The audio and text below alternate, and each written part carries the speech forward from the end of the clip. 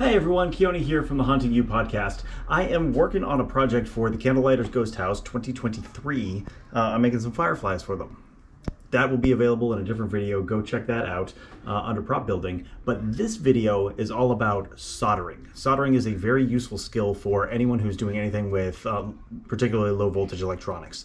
And what I'm making today is basically connecting an LED, a light emitting diode, to a section of wire, to a plug on the end, all with solder. And so I want to take a minute and just talk about the skills and the tools that I'm using to do that. Here on the workbench are all the tools and supplies that I'm going to need to make this work. The first is my soldering iron. This is a soldering iron I've had for a really long time. Bought it at Radio Shack. It's super inexpensive. You plug it in, it doesn't have a switch on it or anything, it immediately starts heating up. So it is working on heating up right now. I have my pair of wire strippers, as well as a pair of diagonal cutters. I have this does have a wire cutter on it, right in the middle, but I do not like that wire cutter nearly as much because it's on the inside of the handle and it's a pain in the butt. So I always have a second pair of wire cutters. And then I have electrical solder. The solder that I use for electrical work like this is it's called a 60-40. So it's 60% tin, 40% lead. You can also do a 50-50. It works just as well. But 60-40 tends to be my go-to for fine electronics. And then I have here, I have soldering flux. And what the flux does is it encourages the solder to flow evenly. So when I'll dip the wire in here first before I start soldering, and it will help the solder flow properly.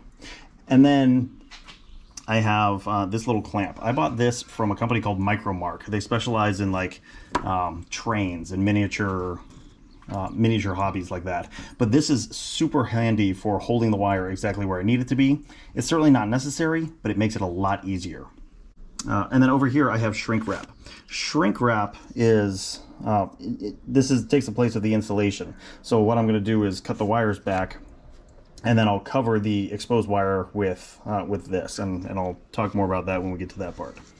And then I have all the pieces I need. So here's my LED, here's my length of wire, and then here's a regular old 12-volt plug that is going to go on the end. And the goal here is to connect these three together using soldering. So let's get to it.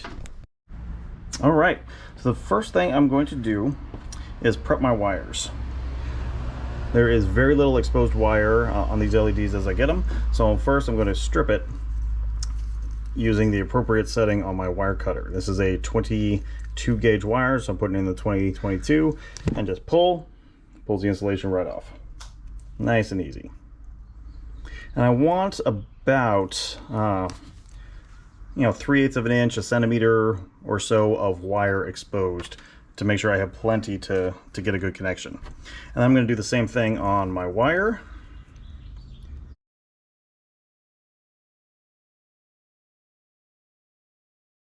Now that I have all my wires prepped, now that I have all my wires exposed, I'm just going to do a quick twist. I got a broken wire there. End up with a hanging wire. It's okay, just clip it off. A quick twist, make sure they stay nice and neat.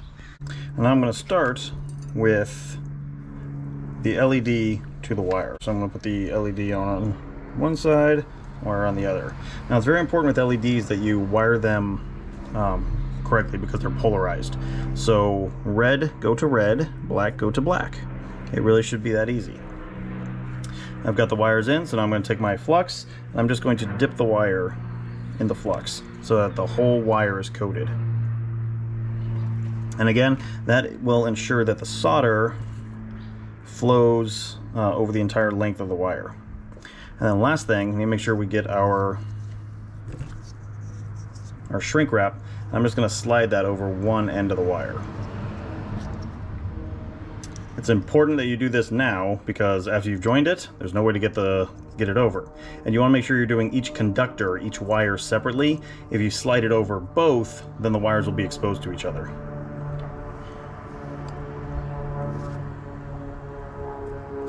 So now I'm just going to position the wires together so that they are touching.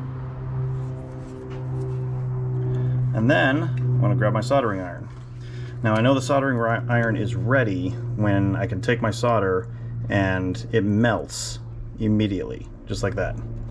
And with a little bead of solder there on the end of the iron, I'm going to hold that underneath the wires and then just touch the soldering iron to the wires and then touch the solder to the wires from the top. And then move it back and forth over the entire wire just a little bit to make sure that the solder is distributed over the entire wire. Quick blow, and that is a perfect solder joint. I'm going to do it one more time with our second wire. So again, first thing we'll do, dip it in the flux so that both wires get coated nicely. Making sure I'm doing black to black. Put it in the clamp. A little more on that one. And then make sure the wires are nicely next to each other, laying on top of each other. Then take my iron and take my solder. Put a little bead of solder there on the iron. Hold it beneath the wire. And then add a little bit more. Make sure to spread it along the entire length.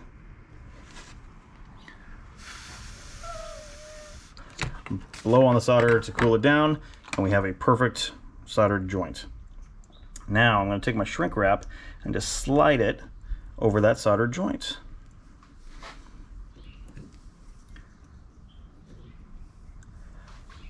And then I'm going to take my heat gun. You don't have to use a heat gun, you can do this with a lighter as well, but I'm just going to lightly warm it up to shrink it.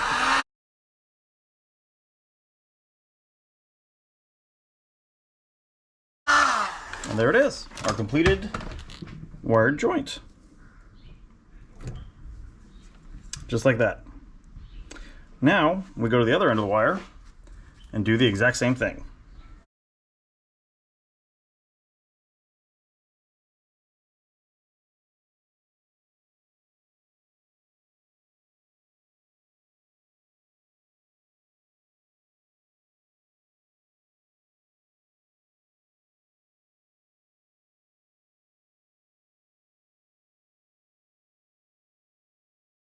And now we'll test it with our power supply.